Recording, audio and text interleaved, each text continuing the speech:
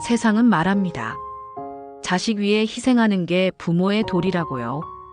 평생을 교직에 바친 박준석 선생님. 집을 팔아 아들에게 모든 것을 내어준 그는 고시원 방 한 칸으로 내몰렸습니다. 성공하면 모시러 오겠다는 약속을 남긴 채 아들 부부는 미국으로 떠났습니다. 그리고 차단된 전화. 그의 인생 최악의 순간에 뜻밖의 인연이 찾아왔습니다. 지하철 계단에서 쓰러지던 순간 그의 택배 가방에서 떨어진 낡은 어버이날 카드 한 장. 그리고 우연히 발견한 사진 한 장이 숨겨진 진실을 드러내기 시작했습니다. 그는 정말 아들에게 버림받은 것일까요? 아니면 더 큰 계획이 있었을까요? 혈연보다 진한 인연이 찾아오고 버림받은 아버지는 성공한 제자에게 두 번째 인생을 선물 받습니다. 이 이야기는 실화에 기반한 감동 스토리입니다. 버려진 아버지와 성공한 제자, 그리고 뒤늦게 찾아온 회한의 아들이 만드는 용서와 화해의 이야기가 지금 시작됩니다.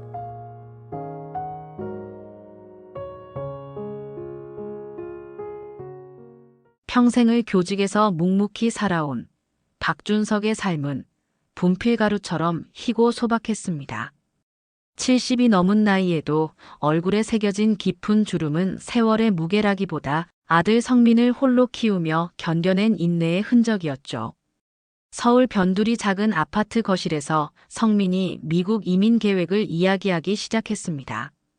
43세 나이에도 여전히 준석의 눈에는 어린 시절 모습 그대로인 아들이었어요. 식탁 위에는 미국 이민 관련 서류들이 가지런히 놓여 있었고 성민의 부인 유정은 노트북을 열어 부동산 사이트를 보여주고 있었습니다. 샌프란시스코 근교에 있는 사업체를 설명하며 한인들이 많이 찾는 가게라 안정적인 수입이 보장된다고 했어요. 이걸 인수하면 영주권도 빨리 나온다는 말도 덧붙였습니다. 준석이 자세히 물으려 하자 유정은 미묘하게 표정이 굳었습니다. 아버님, 너무 복잡한 설명은 이해하기 어려우실 거예요. 저희가 다 알아볼게요. 그 말투에는 은근한 무시가 담겨 있었어요. 유정은 시아버지의 질문이 길어지자 눈으로 남편을 재촉했습니다. 준석은 말없이 고개를 끄덕였어요. 아들 부부의 설명보다는 창밖으로 보이는 동네 풍경에 시선이 머물렀습니다. 35년간 근무했던 중학교가 저 멀리 보였죠. 그곳에서 얼마나 많은 아이들을 가르쳤는지 이제는 헤아릴 수도 없었습니다. 수학 교과서보다 어려운 자식의 설명 앞에서 은퇴한 교사는 침묵할 수밖에 없었어요. 아버지, 솔직히 말씀드리자면. 성민이 잠시 망설이다 말을 이었어요. 사업 자금이 좀 부족해요.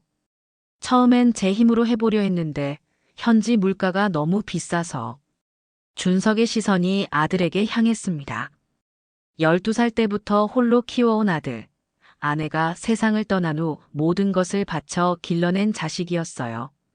아내가 암으로 세상을 떠날 때 그녀의 마지막 부탁은 우리 아들 잘 키워줘요였습니다.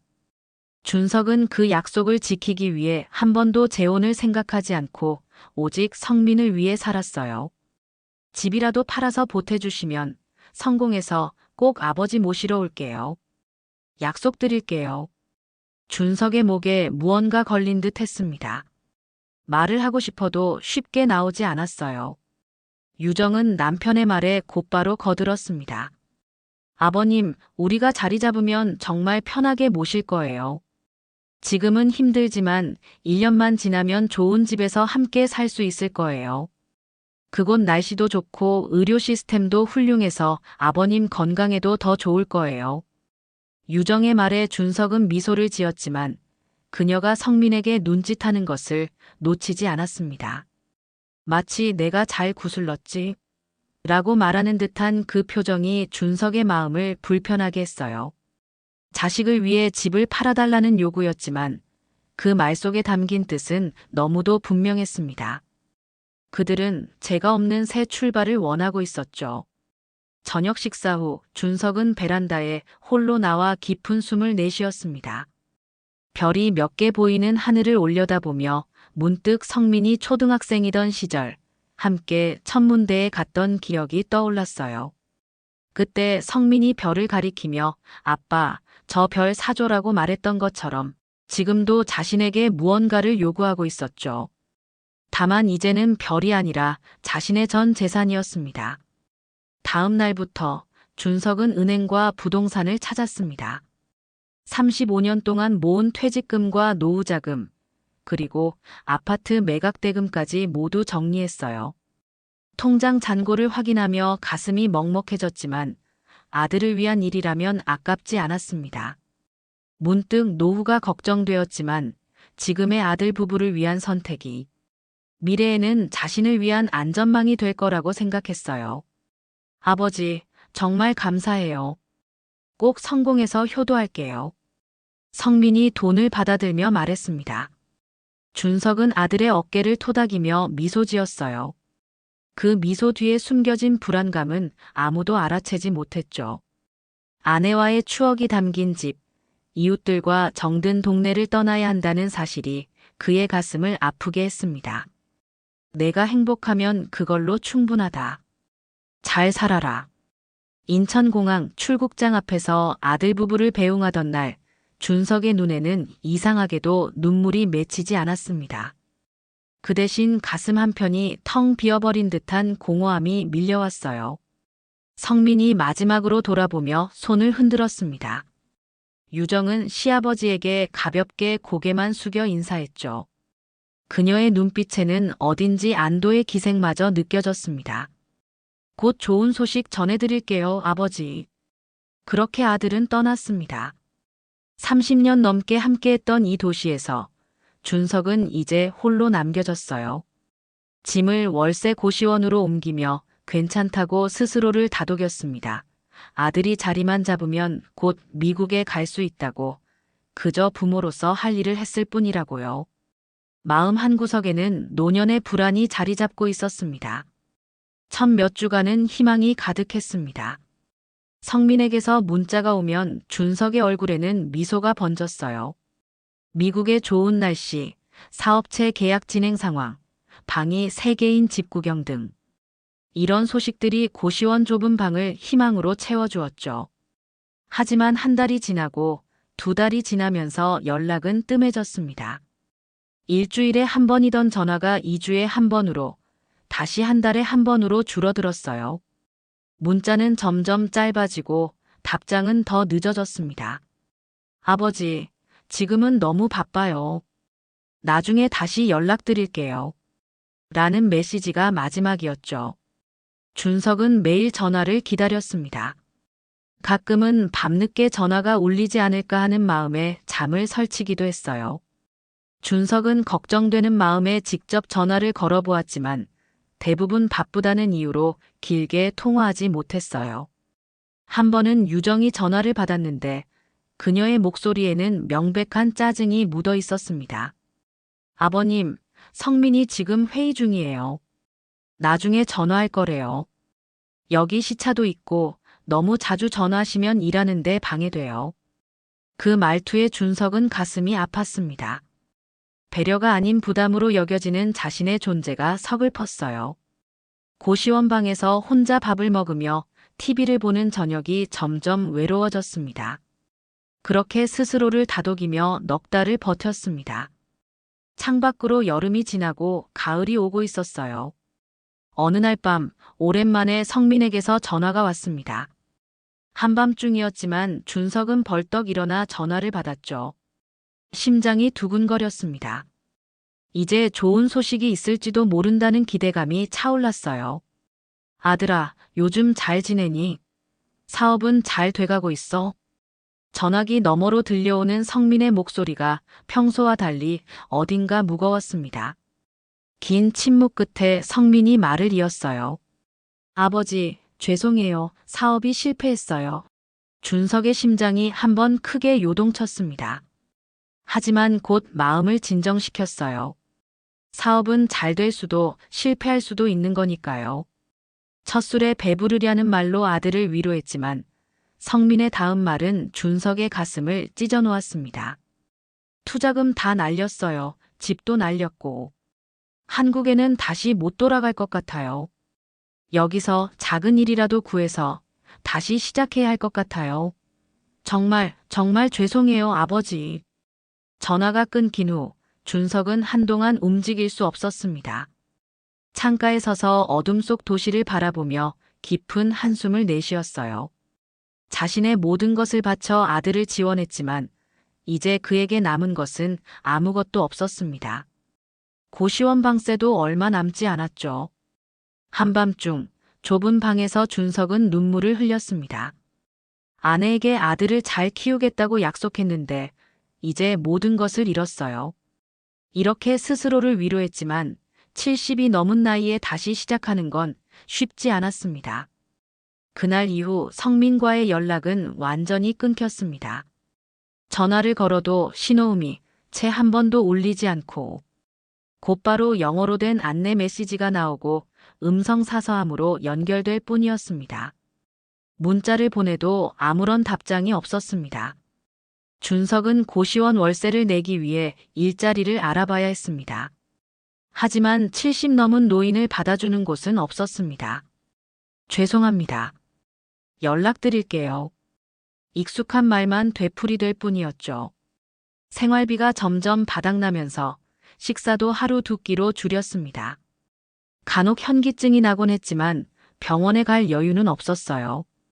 일자리를 또 거절당한 그날, 지하철역 앞에서 커다란 가방을 맨 또래의 노인이 눈에 들어왔습니다. 망설이다 말을 걸었고 그는 지하철 택배라는 일을 하고 있다고 했습니다. 나이 제한이 없고 기본적인 건강만 있으면 할 수 있다고 했어요. 그날 밤 불 꺼진 고시원 방에서 준석은 깊은 생각에 잠겼습니다. 이 나이에 정말 이 일까지 해야 하나. 자존심도 지난 시간도 내려놓아야 했지만 현실은 더 이상 기다려주지 않았습니다. 교직에 있을 때 가르쳤던 학생들이 이제는 사회 각계각층에서 성공했을 텐데 자신은 이렇게 택배 가방을 메고 지하철을 타게 될 줄은 꿈에도 몰랐습니다. 그러나 다음 날부터 그건 준석의 새로운 일상이 되었습니다. 탑승객들 사이에서 가방을 메고 서 있는 모습이 낯설었습니다. 과거에는 당당했던 교사의 모습은 온데간데 없고 이제는 불편한 시선과 한숨 소리를 견뎌야 했어요. 그러던 어느 날 준석은 우연히 SNS에서 아들 소식을 보게 되었습니다. 예전에 가르쳤던 제자가 올린 글이었죠. 미국 샌프란시스코에 새로 문을 연 한인마트 사진이 올라와 있었고 그 안엔 환하게 웃고 있는 성민과 유정의 모습이 담겨 있었습니다. 샌프란시스코 새로운 한인마트 오픈. 대표님 부부와 함께 찍은 사진. 실패했다던 사업은 알고 보니 이제 막 시작되고 있었던 겁니다. 준석의 손이 떨렸습니다. 가슴이 터질 듯한 배신감과 충격이 밀려왔어요. 집과 퇴직금, 평생 모은 돈을 모두 아들에게 주었는데 이렇게 거짓말을 하다니. 혼란스러운 마음의 준석은 혹시 무슨 사정이 있겠지 하는 생각으로 다시 아들에게 전화를 걸었습니다. 그러나 이번에도 신호음 한 번 없이 곧바로 연결이 안 된다는 영어 안내만 반복될 뿐이었습니다. 문자도 보냈지만 역시 답이 없었어요. 준석은 말없이 전화를 내려놓았습니다. 그리고 나중에야 알게 됐습니다. 아들이 자신의 번호를 차단했다는 것을. 월세 내기도 버거운데 어딘지도 모를 곳을 찾아갈 수도 없었습니다. 이제 준석에게 남은 것은 단절된 연락처뿐이었어요. 그날 밤 준석은 고시원 좁은 침대에 누워 벽을 바라보았습니다. 벽에는 성민이 초등학교 시절 어버이날에 만들어준 카드가 붙어 있었어요. 카드에는 아버지와 아들이 손을 잡고 있는 그림과 함께 아빠 최고. 내가 나중에 돈 많이 벌어서 아빠 꼭 행복하게 해줄게요. 라는 글씨가 적혀 있었습니다. 아이의 그림은 순수했지만 현실은 냉혹했어요. 준석의 눈에서 뜨거운 눈물이 흘러내렸습니다. 다음 날 준석은 어버이날 카드와 함께 아들의 사업 자금을 마련해주기 위해 정든 집을 팔며 복사해 두었던 등기부 등본을 조심스레 택배 가방에 넣었습니다. 이제 그에게 남은 가족의 흔적은 그것뿐이었습니다. 가방을 메고 지하철로 향하던 길, 준석은 문득 깨달았습니다. 아들은 자신을 버렸고 이제 그는 정말로 혼자가 되었다는 것을. 다음 날도 준석의 일상은 새벽 5시에 어김없이 시작되었습니다. 좁은 고시원에서 눈을 뜨면 오래된 알람 시계가 그를 반겼어요. 6시까지 택배회사 물류센터에 도착해야 하기에 서둘러 옷을 갈아입고 나섰습니다. 이른 새벽 서울은 아직 잠에서 깨어나지 않았죠. 아침 식사는 물 한 잔으로 대신했습니다. 이제는 세 끼를 챙겨 먹을 형편이 되지 않았으니까요. 물류센터에서 준석은 하루 배달할 택배들을 배분받았습니다. 10개에서 15개, 무게는 15kg에서 20kg쯤 되었어요. 다른 배달부들은 대부분 젊은이들이었고 준석 같은 노인은 손에 꼽을 정도였습니다. 묵묵히 택배 가방을 챙기는 그의 가방 속에는 항상 성민의 어버이날 카드가 함께였습니다. 이제는 부적처럼 가지고 다녔어요. 오늘의 배달 경로는 강남역, 역삼역, 선릉역 쪽이었어요. 출근길 지하철은 사람들로 북적였습니다. 무거운 가방을 메고 발을 디딜 틈도 없는 차량에 몸을 밀어 넣어야 했어요. 70이 넘은 노인이 지하철 문이 닫히기 전에 큰 가방을 옮기는 것은 쉽지 않았습니다. 사람들 사이에서 준석은 늘 작은 존재였습니다. 가끔은 눈길조차 받지 못했죠. 지하철 문이 닫히면서 가방이 끼일 때면 한숨 소리와 짜증스러운 눈빛이 그를 향했어요. 아저씨, 좀 비키세요. 문 닫힌다고요. 젊은 직장인의 날카로운 목소리에 준석은 움찔했습니다. 서둘러 가방을 안쪽으로 당겼어요. 과거에는 교사로서 존경받던 사람이었는데 지금은 출근길에 방해되는 늙은이일 뿐이었습니다. 아무도 70이 넘은 노인이 왜 이 시간에 무거운 가방을 메고 다니는지 궁금해하지 않았습니다. 그 가방에 평생의 추억과 상처가 함께 담겨 있다는 사실은 더더욱 알리 없었죠. 하루 종일 서울 곳곳을 다니며 택배를 배달하는 일은 생각보다 훨씬 고됐습니다.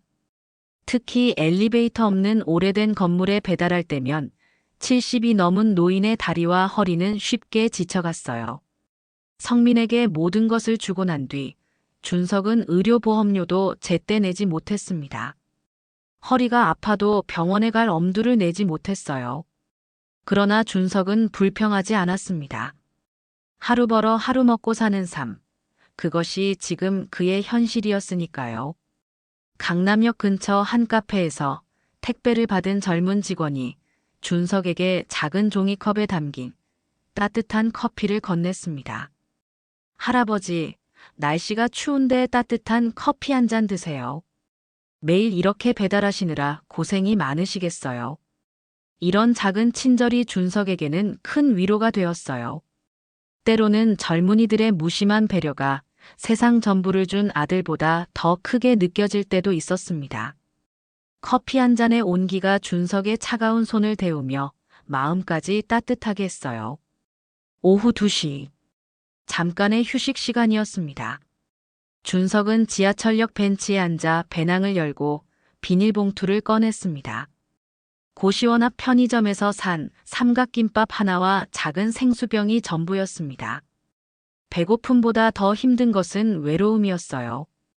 밥을 먹는 동안 그의 눈은 저만치서 스마트폰을 들여다보는 젊은이들을 향했습니다. 문득 성민이도 한때 이렇게 지하철을 타고 출퇴근하던 시절이 떠올랐습니다. 내 아들은 지금쯤 뭐하고 있으려나 그 생각이 마음 한구석을 스쳐 지나갔습니다. 그러다 준석은 옆자리에 앉은 할머니를 발견했습니다. 그녀도 준석처럼 도시락을 꺼내 드시고 있었어요. 둘의 시선이 마주치자 할머니가 미소 지었습니다. 혼자 사세요? 준석은 고개를 끄덕였습니다. 할머니도 비슷한 처지였나 봅니다. 잠시 서로의 이야기를 나누었어요. 그녀도 자식들이 해외로 나가 연락이 뜸하다고 했습니다. 짧은 대화였지만 같은 상황을 이해하는 사람을 만난 것만으로도 위로가 되었어요. 삼각김밥 하나로 때운 짧은 휴식이 끝나자 다시 택배 배달이 이어졌습니다. 종로, 을지로를 거쳐 동대문까지. 서울 구석구석을 누비는 일은 준석에게 도시의 또 다른 얼굴을 보여주었습니다.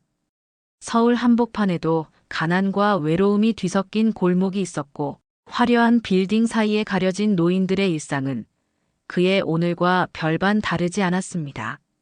한 고층 아파트 경비원이 준석을 불러 세웠습니다. 어디로 가냐고 물었고 준석은 택배 송장을 꺼내 보였어요.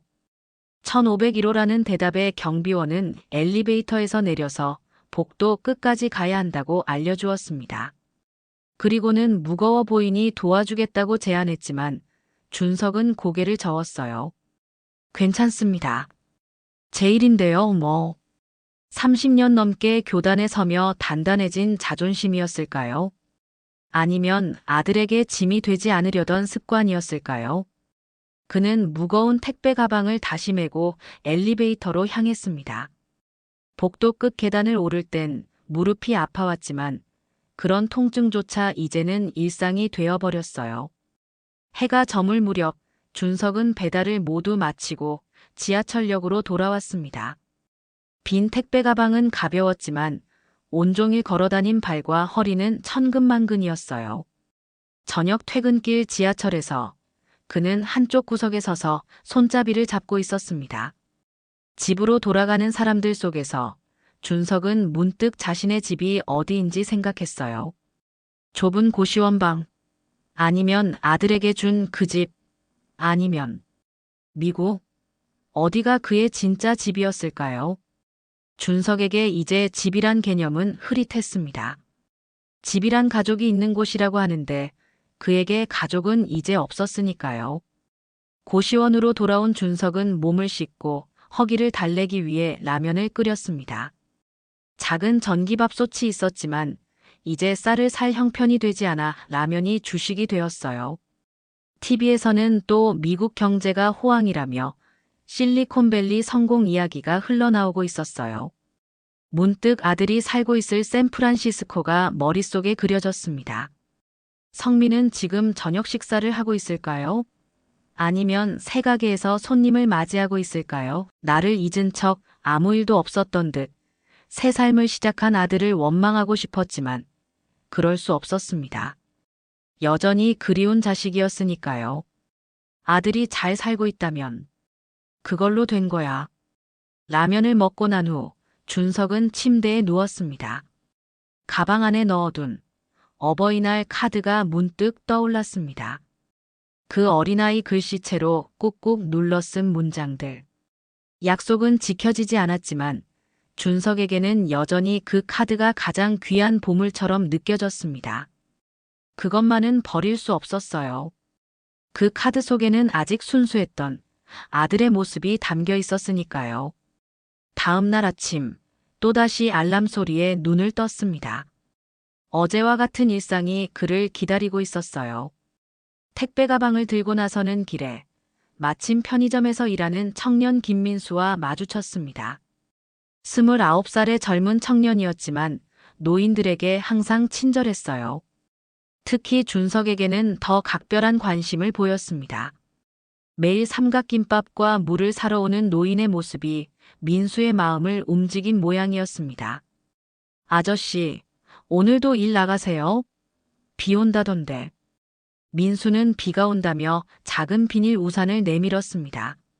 서비스라며 가져가라고 했어요. 준석은 고개를 숙여 감사를 표했습니다. 비 오는 날의 택배 배달은 더 힘들었지만 그 작은 우산 하나가 준석의 마음을 따뜻하게 했어요. 맑기보단 흐린 날이 많았던 인생이었지만 가끔은 이런 작은 친절이 빗방울 사이로 비치는 햇살 같았습니다. 그날 오후 지하철역에서 마지막 택배를 배달하고 돌아오는 길이었습니다. 갑자기 머리가 어지럽고 가슴이 답답했어요. 허리 통증도 평소보다 심했습니다. 지하철 계단을 오르다 준석은 그대로 쓰러졌습니다. 계단 아래로 넘어지며 얼굴을 부딪혔어요. 주변 사람들이 놀라 달려왔죠. 어르신 괜찮으세요? 누가 119 좀 불러주세요. 의식이 희미해지는 가운데 준석의 마지막 생각은 아들 성민이었습니다. 무언가 말하려 했지만 입술만 살짝 떨릴 뿐 목소리는 끝내 나오지 않았습니다. 세상이 점점 어두워지며 준석은 의식을 잃었습니다. 하얀 천장, 소독약 냄새, 그리고 규칙적인 기계음. 준석이 눈을 떴을 때 맨 먼저 인식한 것들이었습니다. 병원 침대에 누워있는 자신을 발견하고 천천히 상황을 이해해 나갔어요. 간호사가 들어와 혈압을 재고 체온을 확인했습니다. 지하철역에서 쓰러졌다는 설명과 함께 과로와 영양실조, 고혈압이 원인이라는 의사의 소견을 전했어요. 연락드릴 가족분이 있으신가요? 응급실에서는 신원 확인할 다른 방법이 없어서 이 팔찌만 채워드렸거든요. 준석은 자신의 손목을 내려다보았습니다. 병원에서 채워준 하얀 팔찌에는 박준석, 응급 연락처 없음이라고 적혀 있었죠. 그 글자를 보는 순간 가슴 한 구석이 무너져 내리는 듯 했습니다. 70평생 살아오면서 이렇게 외롭다고 느낀 적은 없었어요. 아들에게 전화해달라고 하고 싶었지만 차단된 번호를 어떻게 설명해야 할지 난감했습니다. 없습니다. 가족은 없어요. 간호사의 눈에는 잠시 동정의 빛이 스쳤습니다. 문이 열리고 익숙한 얼굴이 나타났어요. 편의점 직원 김민수였습니다. 그의 손에는 과일 바구니가 들려 있었어요. 준석이 쓰러진 곳이 민수가 일하는 편의점 근처 역이었기에 지나가다 구급차에 실려가는 준석을 알아보고 병원까지 찾아왔다고 합니다. 어제 왔다가 의식이 없어 오늘 다시 온 것이었죠. 준석의 눈가가 뜨거워졌습니다. 아들도 찾지 않는 병실에 이렇게 남이 찾아와 주다니. 민수는 과일을 깎으며 준석이 매일 무거운 택배 가방을 메고 다니는 모습과 편의점에서 삼각김밥과 물만 사가는 것을 보며 항상 걱정했다고 말했습니다. 준석은 민수의 진심 어린 걱정에 마음이 아팠어요. 이 낯선 청년이 자신의 아들보다 더 자신을 걱정해주고 있었으니까요. 이번 수소까지 자신이 했다며 민수는 정말 연락할 가족이 없냐고 물었습니다. 준석은 잠시 침묵 후 미국에 살고 있는 아들이 있지만 연락이 되지 않는다고 했어요. 특별한 사정이 있어서라고 애매하게 말했지만 민수의 표정을 보니 이미 짐작하고 있는 듯 했습니다. 수년간 편의점에서 일하며 많은 노인들의 사연을 들어온 청년이었으니까요. 그래서 지하철 택배를 하고 계셨군요. 혼자서 그 무거운 짐을 들고. 민수는 더 묻지 않고 택배 가방과 함께 안에 있던 등기부 등본과 어린이 그림 카드를 병원에서 잘 보관하고 있다고 알려주었습니다. 준석은 그 말에 놀라 몸을 일으키려 했어요. 그 카드는 그에게 남은 유일한 보물과도 같았으니까요. 내 전 재산이야, 마음의 재산. 준석의 작은 목소리에는 깊은 상실감이 묻어 있었습니다. 민수는 곧 가방을 가져다 주겠다고 약속했어요. 그 낡은 카드를 이렇게 소중히 여기는 노인을 보며 민수의 마음도 아팠습니다. 오후에 의사가 회진을 왔습니다. 검사 결과 영양실조와 과로로 인한 일시적 실신이었지만 고혈압 수치가 너무 높아 당분간 입원 치료가 필요하다는 소견이었어요. 비용 걱정에 민수가 자신이 먼저 냈으니 퇴원 후 천천히 갚아도 된다고 했습니다. 준석은 고개를 숙였습니다. 얼굴 몇 번 본 게 전부였던 청년에게 이런 신세를 지고 있다는 생각에 가슴 한편으로는 고마움이 또 다른 한편으로는 부끄러움이 밀려왔어요. 이틀 뒤 민수가 노트북을 들고 병실에 다시 왔습니다. 잠시 머뭇거리더니 의자에 앉아 조심스럽게 말을 꺼냈어요. 요즘 저처럼 혼자 힘들게 지내는 어르신들이 정말 많다고 했습니다. 뉴스에도 자주 나오지만 정작 가까이에 있는 사람들은 잘 모른다고 했어요. 그래서 누군가는 이런 이야기를 꺼내야 하고 또 누군가는 꼭 들어야 한다고 했습니다. 제 이야기를 블로그에 올려도 될지 조심스럽게 물었고 이름이나 얼굴은 절대 공개하지 않겠다고 덧붙였어요. 준석은 처음엔 망설였습니다. 제 삶이 글이 되어 세상에 퍼진다는 게 낯설었고 솔직히 마음이 불편했어요. 하지만 민수의 말에서는 진심이 느껴졌고 형식적인 호의와는 다르다는 걸 알 수 있었어요. 준석은 천천히 고개를 끄덕였어요. 누군가에게 정말 작은 위로라도 된다면 그걸로 충분하다고요. 민수는 노트북을 펴고 준석의 이야기를 기록하기 시작했습니다. 교사로 35년을 일한 이야기, 아들을 위해 모든 재산을 내놓은 이야기, 아들이 미국으로 떠난 후 연락이 끊긴 이야기까지. 준석은 담담하게 자신의 삶을 풀어놓았어요. 처음엔 어색했지만 이야기를 하면 할수록 가슴에 쌓인 무거운 돌덩이가 하나씩 내려가는 기분이었습니다. 택배 가방에 있던 카드. 그건 아들이 초등학교 때 어버이날에 준 거예요. 늘 가지고 다녀요. 내가 지금 이렇게 살고 있어도 그 아이는 여전히 내 아들이니까. 민수의 눈가가 붉어졌습니다. 그는 준석의 허락을 받아 어버이날 카드의 사진도 찍었어요. 아들의 연락처를 물었지만 준석은 바뀐 것 같다며 전화가 연결되지 않고 이메일도 모른다고 했습니다. 더 이상의 설명은 하지 않았어요. 자식의 배신을 인정하는 건 부모로서의 자신의 실패를 인정하는 것 같아 말하기 어려웠습니다. 민수는 노트북으로 무언가를 검색하다가 갑자기 화면에 시선이 멈췄습니다. 눈을 크게 뜬 채 혼잣말처럼 중얼거렸어요. 이 사람 혹시?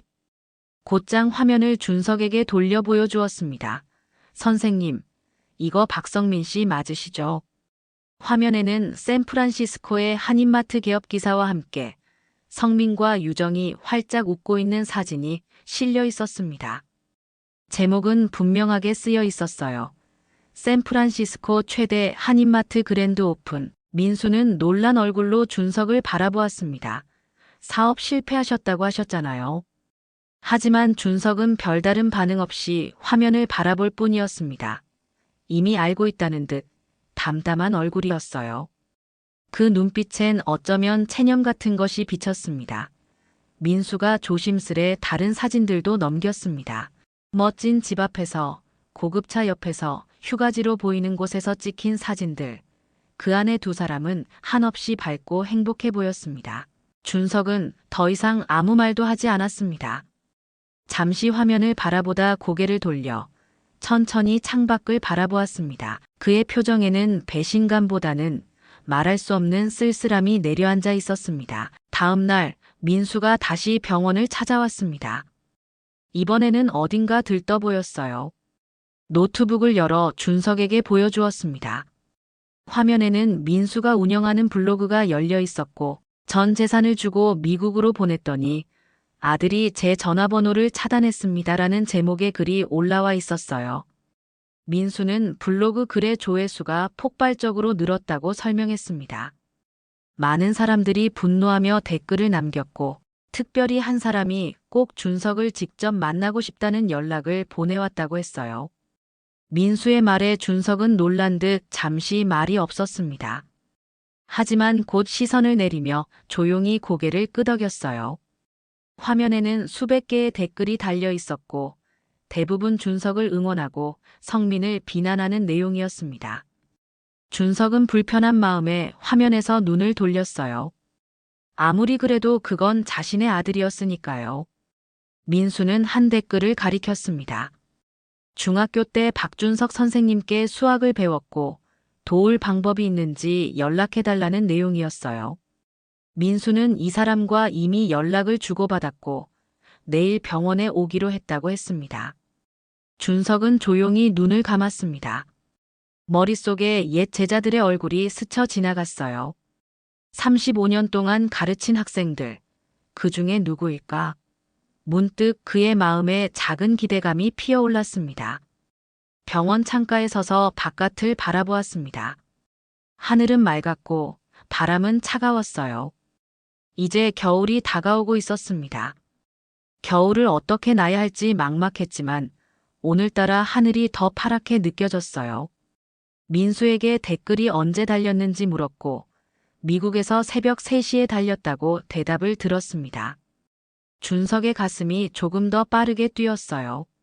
미국에 있는 제자라. 혹시 성민의 소식을 아는 사람일까? 내일이 기다려졌습니다. 그날 밤 준석은 쉽게 잠들지 못했어요. 지난 시간이 주마등처럼 흘러갔습니다. 교단에 서 있던 모습, 성적표를 나눠주던 순간, 체육대회에서 응원하던 날들, 그리고 특별히 기억에 남는 몇몇 학생들의 얼굴. 괴롭힘을 당하던 소년, 가정 형편이 어려웠던 여학생, 그리고 뛰어난 재능을 보였던 제자들. 한 명, 또 한 명, 기억 속 제자들이 차례로 떠올랐습니다. 그렇게 밤이 지나고 아침이 밝았습니다. 간호사가 혈압을 재러 들어왔어요. 평소보다 높다며 걱정했지만 준석은 괜찮다고 미소를 지었습니다. 오늘은 특별한 날이 될 것 같았으니까요. 조금 일찍 일어나 세수도 하고 머리도 빗었습니다. 병원 가운 위에 민수가 가져다 준 깨끗한 셔츠를 입었어요. 정오가 되자 민수가 병실 문을 두드렸습니다.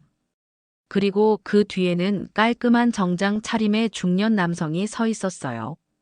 입구에서 잠시 머뭇거리던 그는 천천히 다가왔습니다. 눈빛이 어딘가 익숙했어요. 세월의 흔적이 덮인 얼굴이었지만 그 눈빛만은 여전히 그대로였습니다. 남자는 선생님이라고 부르며 공손히 인사했습니다. 준석은 이 낯선 방문객을 유심히 살펴보았어요. 뭔가 기억 속에서 끄집어 올리려는 듯 눈썹을 찌푸렸습니다. 방문객은 자신이 28년 전 준석의 제자였다고 말했습니다. 그 말에 준석의 눈이 커졌습니다. 그때 담임을 맡았던 학생들의 얼굴이 하나둘 떠올랐어요. 남자는 자신이 이재훈이라고 소개했습니다. 그 순간 준석의 눈에 놀라움이 가득 차올랐습니다. 이재훈. 그 이름은 분명 기억하고 있었어요. 작고 왜소했던 소년, 학교 생활 내내 심한 따돌림을 겪었던 제자였습니다. 당시 준석이 유독 신경 써서 보살폈던 아이였어요. 한때는 학교 가기를 거부했던 아이, 준석이 매일 아침 일찍 교실에서 기다렸던 기억이 선명하게 떠올랐습니다. 재훈은 민수가 블로그에 올린 글을 보고 연락했다고 설명했어요. 사실 오래전부터 준석을 찾고 있었지만 연락처가 바뀌어 찾지 못했다고 합니다. 미국에서 사업을 하다 최근에 한국에 지사를 열기 위해 귀국했다고 했어요. 재훈은 자신이 지금의 모습이 될 수 있었던 것은 준석 선생님 덕분이라고 말했습니다. 중학생 시절 심각한 왕따 문제로 학교 생활을 포기하려던 자신을 준석이 어떻게 도와주었는지 이야기했어요. 그때 선생님이 했던 말을 평생 간직했다고 재훈은 털어놓았습니다. 그는 실리콘밸리에서 스타트업을 창업해 성공했다고 말했어요. 현재 회사 가치는 수십억 달러, 한화로 수천억 원이 넘는 기업의 대표가 되었다고 합니다. 그 모든 시작점에는 준석의 격려와 지도가 있었다며 수년간 은사를 찾아 감사 인사를 전하고 싶었다고 했어요. 준석은 감격스러웠지만 한편으로는 부끄러움도 느꼈어요. 성공한 제자 앞에서 자신은 택배 일을 하다 쓰러진 초라한 모습으로 만나게 되었으니까요. 재훈은 곧바로 병원비를 지불하고 퇴원 후 좋은 아파트로 모시고 싶다는 뜻을 전했습니다. 준석은 고개를 저었지만 재훈의 진심 어린 눈빛에 마음이 조금씩 움직였어요. 민수가 조심스럽게 끼어들어 노트북을 펴고 블로그 화면을 보여주었어요. 준석의 이야기를 올린 글이 많은 사람들의 공감을 얻고 있었습니다. 재훈은 준석에게 이제 어떻게 지내실 계획이냐고 물었어요. 준석은 한동안 말이 없었습니다. 그리고는 아들 이야기를 조금씩 꺼내기 시작했어요. 처음에는 내키지 않았지만 재훈의 진심 어린 염려에 조금씩 마음을 열었습니다. 재훈은 준석의 이야기를 들으며 눈시울을 붉혔습니다. 그리고 준석의 허락을 구하며 미국에 지인들이 많으니 혹시 아드님 소식을 알아봐도 되겠느냐고 어쩌면 오해가 있을지도 모른다고 말했어요. 준석은 잠시 망설였지만 끝내 고개를 끄덕였습니다. 어쩌면 정말 무슨 이유가 있을지도 모른다는 희미한 희망을 놓치고 싶지 않았습니다. 재훈은 그날로 미국 지인들에게 연락을 취했습니다. 샌프란시스코 한인 사회는 생각보다 좁았고 재훈의 위치와 영향력은 상당했어요. 이틀 후 재훈은 확인한 사실들을 조심스럽게 준석에게 전했습니다. 성민은 사업 실패가 아니라 오히려 성공적으로 미국에 정착해 사업체를 운영하고 있었어요. 한인마트 체인을 운영하며 꽤 부유한 생활을 하고 있었습니다. 하지만 성민 부부가 미국 내 한인 사회에서 자신들의 배경을 다르게 포장했다는 사실도 알게 되었어요. 부모님이 미국에 먼저 정착해 있다거나 성민이 유학생 출신이라는 식으로 이야기를 바꾸어 왔다고 합니다. 재훈은 조심스럽게 말했어요. 선생님, 아드님이 의도적으로 연락을 끊으신 것 같습니다. 준석의 얼굴에서 핏기가 사라졌습니다. 어렴풋이 알고 있었지만 이렇게 확실하게 확인하니 더욱 가슴이 아팠어요. 말없이 창밖만 바라보던 준석은 잠시 후 고개를 들었습니다. 괜찮아. 내 아들이 잘 살고 있다니. 그걸로 됐어. 재훈은 준석의 모습에 가슴이 아팠습니다. 아무리 자식을 위해 헌신해도 이렇게 버려질 수 있다는 현실이 너무 가혹했어요. 한동안 침묵이 이어졌습니다. 재훈은 준석의 이야기가 더 많은 사람들에게 알려져야 한다고 생각했습니다. 다음 날 평소 알고 지내던 방송국 PD를 만났어요.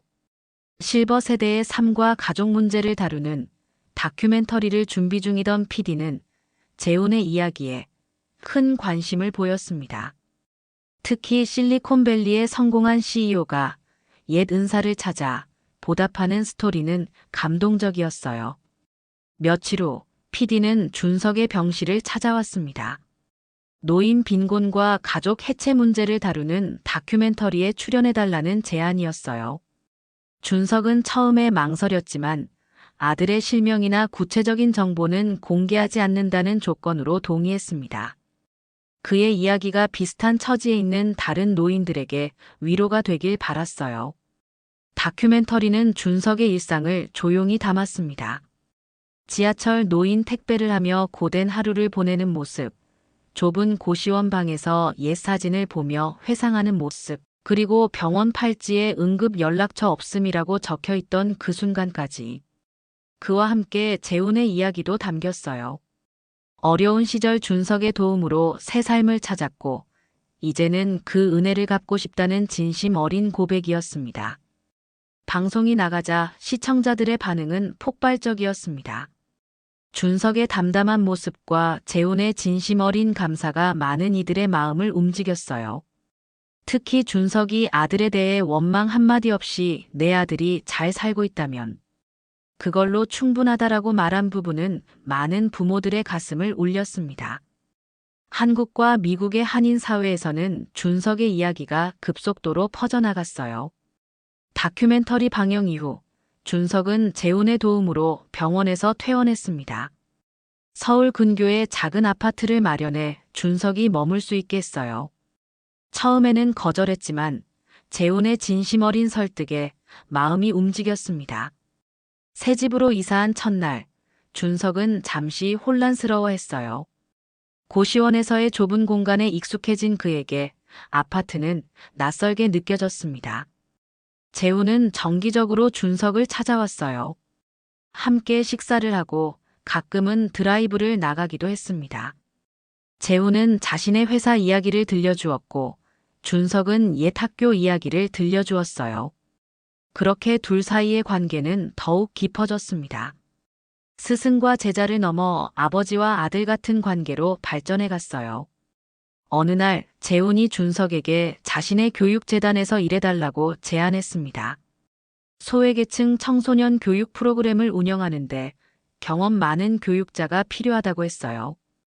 70이 넘은 나이에 새로운 일을 시작한다는 것이 부담스러웠지만 자신의 지식과 경험을 다시 나눌 수 있다는 생각에 가슴이 설레기 시작했어요. 교직에서 물러난 후 처음으로 느껴보는 설렘이었습니다. 준석은 한번 해보겠다고 대답했어요. 일주일에 3번 재훈의 교육재단을 방문해 청소년들을 만났습니다. 처음에는 어색했지만 아이들과 대화를 나누다 보니 점점 편안해졌어요. 아이들은 준석의 인생 경험과 조언에 귀를 기울였고 준석은 그들의 이야기에 진심으로 공감했습니다. 교육재단에서의 활동은 준석에게 새로운 활력을 불어넣었어요. 아침에 일어나는 것이 기다려졌고 아이들을 만나는 날이면 더욱 설렜습니다. 자신의 경험이 누군가에게 도움이 된다는 것은 그에게 큰 기쁨이었어요. 아들에게 버림받은 상처는 여전했지만 이제는 그 상처와 함께 살아가는 법을 배우고 있었습니다. 방송 이후 2주가 지난 어느 날 아침, 준석의 집 초인종이 울렸습니다. 문을 열자 재훈과 함께 또 다른 옛 제자가 서 있었어요. 35년 전 준석의 학생이었던 김지영이었습니다. 지영은 현재 대학 교수로 일하고 있었고 우연히 다큐멘터리를 보고 재훈을 통해 준석을 찾아왔다고 했어요. 그날 이후로 점점 더 많은 제자들이 준석을 찾아오기 시작했습니다. 그들은 각자의 방식으로 감사를 표했어요. 준석의 삶은 조금씩 사람들로 채워지기 시작했습니다. 재훈은 제자들을 모아 준석 선생님 모임을 만들었어요. 그들에게 준석은 예전의 스승이라기보다는 인생의 중요한 순간에 등불이 되어준 길잡이였습니다. 방송이 나간 지 한 달쯤 지나 재훈이 조심스레 말했습니다. 성민이가 미국에서 곤란한 상황에 처했다고요. 방송을 본 사람들이 한인 커뮤니티에 글을 올리고 항의도 이어지고 있답니다. 가슴이 철렁 내려앉았습니다. 잘못은 분명했지만 아들이 욕을 먹고 있다는 말에 마음이 무거워졌습니다. 무슨 일이든 상처 없이 끝나긴 어려운가 봅니다. 잠시 침묵이 흐른 뒤 재훈이 물었습니다. 혹시 연락 오면 만나시겠어요? 준석은 고개를 끄덕였습니다. 그래야지 아버지니까. 방송국에서는 준석의 이야기에 대한 후속 방송을 기획하고 있었어요. 준석은 이번에는 좀 더 적극적으로 참여했습니다. 그의 진솔한 이야기는 많은 이들에게 공감을 얻었고 사회적 논의를 불러일으켰어요. 재훈의 교육재단에서는 제2의 인생 프로젝트라는 새로운 프로그램도 시작했습니다.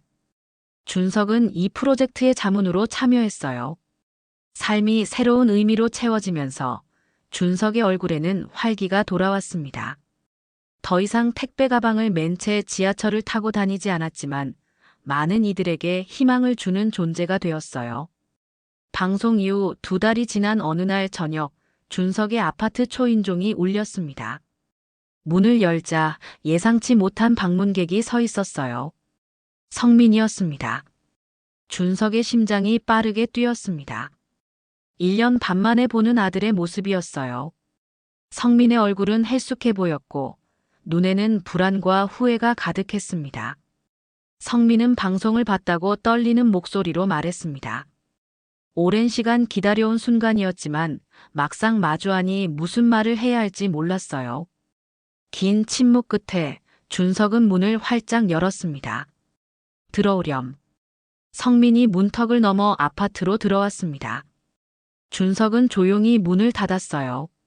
서로 마주본 채 한동안 침묵만이 흘렀습니다.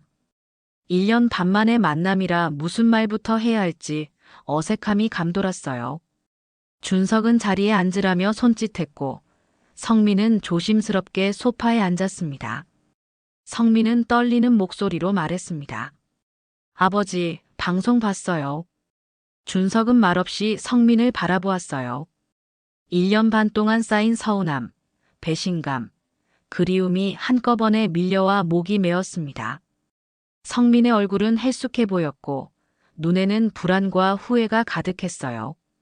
성민은 조심스레 근황을 전했습니다. 처음엔 사업이 정말 어려웠지만 지금은 자리를 잡았다고 했어요. 그의 말에는 사과의 기색이 있었지만 변명의 여지도 남겨두고 있었습니다. 준석은 깊은 숨을 내쉬며 마음을 가다듬었어요. 미국에서의 새 출발을 위해 연락을 줄였다는 성민의 설명에 준석의 가슴이 아팠어요. 시간이 지날수록 연락하기가 더 어려워졌다는 말을 들으며 자신이 아들에게 뒤로 밀려난 존재가 되었다는 현실이 슬펐습니다. 준석은 담담한 목소리로 물었습니다. 그래, 잘 지냈다니 됐다. 그런데 한마디쯤 해줄 순 있었잖니. 방 안에 침묵이 흘렀어요. 성민의 흐느낌 소리가 작게 들려왔습니다. 준석도 눈물을 참고 있었어요. 성민이 고개를 들어 준석을 바라보며 말했습니다. 아버지, 정말 죄송해요. 방송 보고 제가 뭘 한 건지 깨달았어요.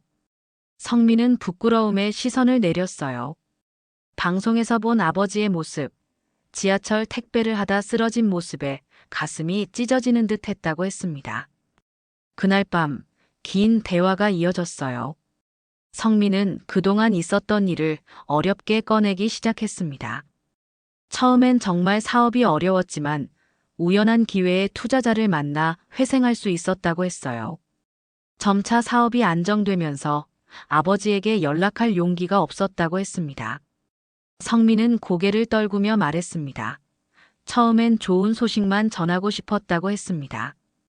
그런데 일이 바쁘다는 핑계로 연락을 잊고 살았다고 했습니다. 시간이 지나니 이제 와서 무슨 말을 해야 할지 몰랐다고 했습니다. 유정도 미국에서 새 출발을 원했고 결국 그 말이 모든 것을 멀어지게 했다고 했습니다. 준석은 아들의 이야기를 묵묵히 들었어요. 실망스럽고 서운했지만 그래도 지금 이렇게 앞에 앉아 진심을 털어놓는 아들이 고마웠습니다. 준석은 따뜻한 목소리로 말했습니다. 다 지난 일이니 잊자. 내가 건강하게 잘 살고 있다니 그걸로 됐다. 성민은 아버지를 미국으로 모시고 싶다고 했어요. 하지만 준석은 고개를 저었습니다. 살던 곳에서 자신의 방식대로 살고 싶다고 했어요. 성민은 서운한 기색을 보였지만 아버지 뜻을 따르겠다고 했습니다. 성민은 다음 날 재훈을 만나고 싶다고 했어요. 옛 스승의 제자에게 감사 인사를 전하고 싶다고 했습니다. 준석은 미소를 지으며 재훈에게 연락했어요. 재훈은 흔쾌히 만나겠다고 했습니다. 이튿날 준석의 아파트에서 세 사람이 만났어요. 처음에는 어색했지만 재훈의 따뜻한 미소에 분위기가 풀렸습니다. 성민은 아버지를 도와준 재훈에게 진심 어린 감사를 표했어요. 재훈은 머쓱한 듯 손사래를 치며 자신이 오히려 준석 선생님께 큰 도움을 받았다고 말했습니다. 재훈은 성민에게 준석이 지금 교육재단에서 청소년들을 가르치고 있다고 알려주었어요. 성민은 놀란 표정을 지었습니다. 재훈은 준석을 바라보며 조심스럽게 말했어요. 선생님, 제가 미국 지사 설립 이야기를 하려고 했었는데 성민 씨도 여기 있는 김에 함께 얘기해도 될까요? 재훈은 자신의 교육재단이 샌프란시스코에 지사를 설립하려 한다고 설명했습니다. 한인 청소년들을 위한 청소년 성장 지원 프로그램이었어요. 그리고 준석에게 한 달 정도 미국에 가서 프로그램 설립을 도와달라고 부탁했습니다. 성민의 눈이 반짝였어요. 아버지, 정말 좋은 기회예요. 한 달 동안 저희 집에 계시면서 그 프로그램을 도와주시면 어떨까요? 준석은 잠시 생각에 잠겼습니다. 미국이라. 한 번도 가본 적 없는 곳이었어요. 그러나 두려움보다는 설렘이 더 컸습니다. 준석은 한번 도전해보겠다고 대답했어요. 성민의 얼굴에는 기쁨이 번졌고 재훈도 환하게 웃었습니다. 비자 준비부터 비행기 예약까지 재훈과 성민이 모든 것을 도왔어요. 앞으로의 여정에 대한 기대감이 준석의 마음을 가득 채웠습니다. 성민은 미국으로 먼저 돌아가며 모든 준비를 하겠다고 약속했어요. 준석은 떠나는 아들을 바라보며 이번에는 진심으로 웃을 수 있었습니다. 아들과의 관계는 여전히 완전히 회복되지는 않았지만 서로를 이해하려는 노력이 시작되었어요. 재단에서의 시간이 쌓일수록 준석은 자신이 가르친 시간이 헛되지 않았음을 느꼈습니다. 방송 이후 찾아온 제자들은 그에게 큰 힘이 되어 주었습니다. 어느 날 재훈이 일은 어떠냐고 물었습니다. 준석은 미소를 머금고 말했어요. 참 신기하구나. 내가 가르치러 왔는데 오히려 배우고 있어. 재훈은 말없이 고개를 끄덕였습니다. 미국 여행을 앞두고 준석은 민수를 만났어요. 병원에서 도움을 준 청년에게 식사 대접을 하며 감사의 마음을 전했습니다. 민수는 준석의 변화된 모습에 진심으로 기뻐했어요. 아저씨가 행복해 보이세요. 정말 다행이에요. 준석은 고개를 끄덕였습니다. 그는 정말 행복했어요. 서먹했던 시간은 지나고 다시 부자로서의 시간을 쌓아가고 있었습니다. 출국 전날 밤, 준석은 아파트 창가에 서서 서울의 밤 풍경을 바라보았습니다. 이제 곧 낯선 도시에서 새로운 경험을 하게 될 거라는 생각에 가슴이 두근거렸어요. 이런 설렘을 느낀 지 얼마나 오래되었는지 기억조차 나지 않았습니다. 자신의 인생이 이렇게 달라질 줄은 몰랐어요. 아들에게 버림받아 모든 것을 잃은 것 같았던 순간에서 이제는 새로운 삶을 찾아가고 있었습니다. 준석은 침대 위에 놓인 여행 가방을 바라보았습니다. 내일이면 미국으로 떠납니다. 한 달 동안의 짧은 여행이지만 그에게는 인생의 새로운 장이 시작되는 순간이었어요. 가방 안에는 여전히 성민의 어버이날 카드가 자리하고 있었습니다. 이제 그 카드는 상처의 상징이 아닌 희망의 표시가 되어가고 있었어요. 그리고 다음 날 준석은 미국 땅을 밟았습니다. 샌프란시스코의 아침은 서울과 달랐습니다. 창밖으로 보이는 금문교와 안개에 살짝 가려진 도시 풍경이 마치 꿈 같았어요. 준석은 성민의 집에서 일주일째 머물고 있었습니다. 처음에는 어색했지만 이제는 조금씩 익숙해졌어요. 아침 식사 시간, 성민이 오늘도 재단에 가냐고 물었습니다. 준석은 고개를 끄덕이며 한인 청소년 특별 수업이 있다고 했어요. 벌써 10명의 청소년들이 프로그램에 참여하고 있었습니다. 성민은 아버지의 활기찬 모습에 감탄했어요. 70이 넘은 나이에 낯선 나라에서 이렇게 열정적으로 새 일을 시작하다니. 1년 전 자신이 버린 아버지가 이렇게 달라질 줄 누가 알았을까요? 성민의 마음에는 여전히 죄책감이 남아 있었지만 이제는 아버지의 새 삶을 응원하는 마음이 더 컸습니다. 재훈이 설립한 샌프란시스코 지부는 한인타운 근처에 있었어요. 미국에 살면서도 한국 문화와 언어에 소외된 청소년들, 정체성 혼란으로 방황하는 이민자 자녀들을 위한 공간이었습니다. 준석은 그곳에서 할아버지 선생님으로 활동하며 아이들에게 한국어와 문화를 가르쳤어요. 14살 소녀 지민이가 반갑게 인사했습니다. 선생님, 오늘은 뭐 배워요? 영어와 한국어를 섞어 말하는 아이들을 보며 준석은 미소 지었어요. 그들에게 준석은 한국에서 온 할아버지이자 삶의 지혜를 나누는 선생님이었습니다. 오늘은 아버지를 아버지라 부르기 어렵다라는 속담에 대해 이야기했어요. 부모님의 은혜는 너무 커서 말로 다 표현할 수 없다는 의미, 그리고 부모 자식 간의 관계가 때로는 복잡하고 어려울 수 있다는 의미까지.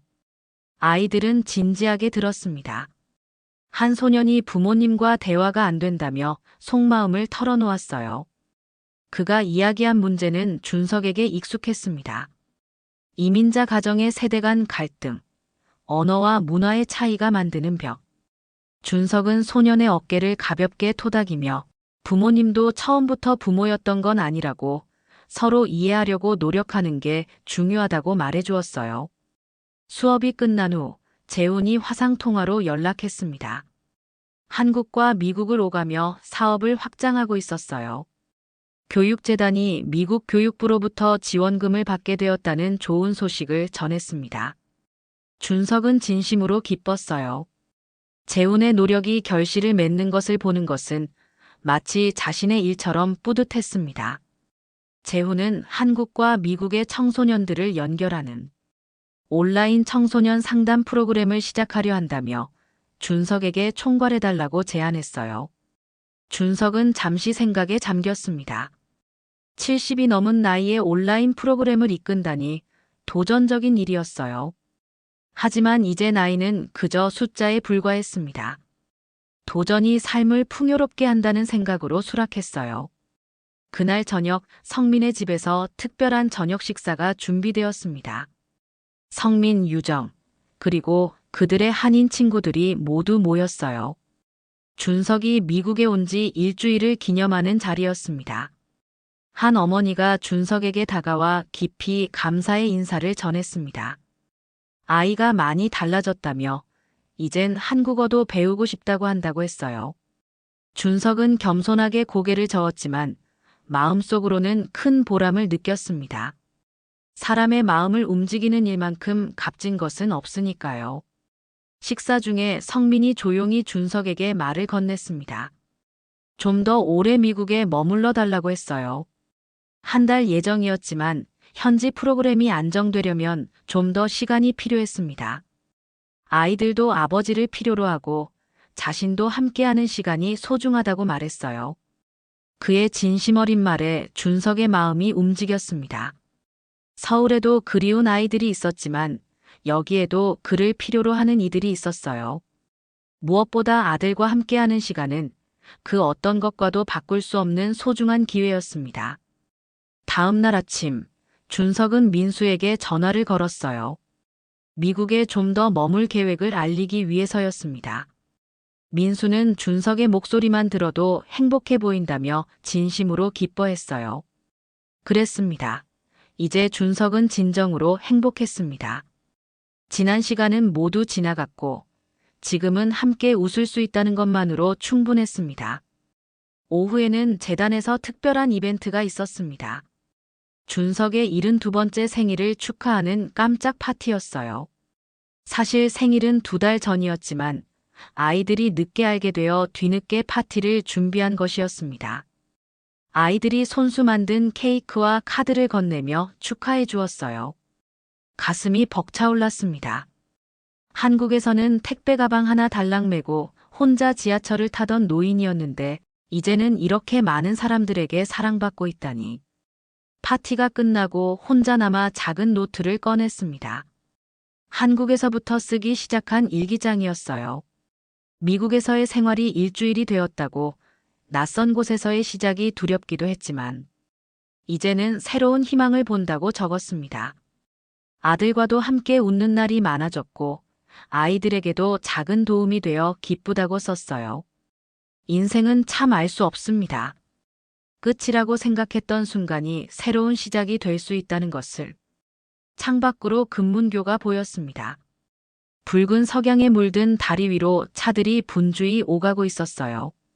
인생도 저 다리처럼 이쪽에서 저쪽으로, 과거에서 미래로 이어주는 것인지도 모른다고 생각했습니다. 성민이 문을 살짝 열고 저녁을 먹자고 했습니다. 준석은 미소를 머금은 채 고개를 끄덕였고 부자의 일상엔 다시 익숙한 온기가 돌고 있었습니다. 준석은 책상 위 액자에 넣어둔 어버이날 카드를 잠시 바라보다 자리에서 일어났습니다. 오늘은 성민과 함께 저녁을 준비하기로 한 날이었죠. 부엌에서는 조리도구 부딪히는 소리와 웃음소리가 함께 흘러나왔습니다. 오랜만에 진짜 집 같은 소리가 집안을 채우고 있었습니다.